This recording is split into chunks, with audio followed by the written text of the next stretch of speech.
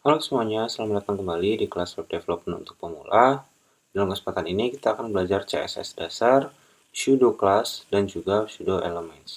Nah, untuk pseudo class dan juga pseudo elements di CSS, ini digunakan untuk menargetkan elemen dengan kondisi atau bagian tertentu yang tidak dapat dijangkau dengan selektor biasa. Pseudo classes itu mengarah pada elemen dalam keadaan khusus atau interaksi seperti hover ketika pengguna mengarahkan mouse, fokus ketika elemen aktif, atau anti-headshot untuk memilih elemen berdasarkan urutan.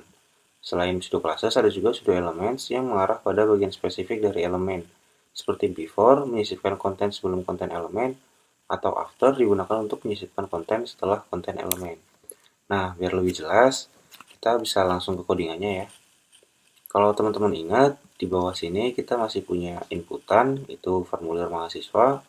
Nah, yang dimaksud dengan interaksi itu adalah kayak misal kita ngeklik inputan ini, nah berarti kan inputan ini aktif nih.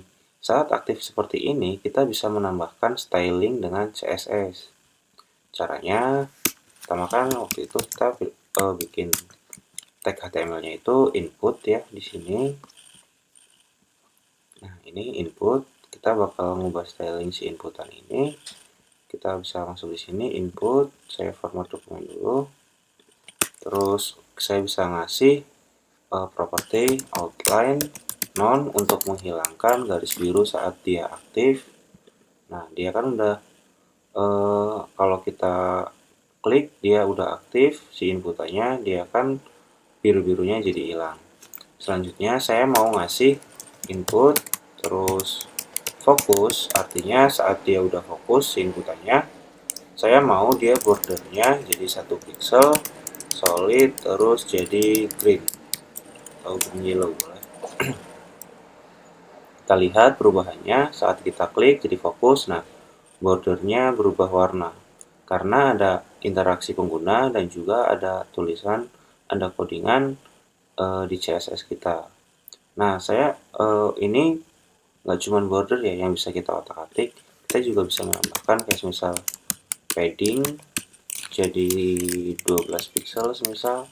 Jadi saat dia aktif tiba-tiba ada padding. Terus kita bisa juga bikin border radiusnya jadi 6 pixel. Kalau kita lihat lagi, nah ini kan ada perubahan ya, perubahan pada komponen elemen kita. Nah, kita juga bisa nambahin transition seperti di materi yang sebelumnya. Transition all anggaplah 1 second terus is in.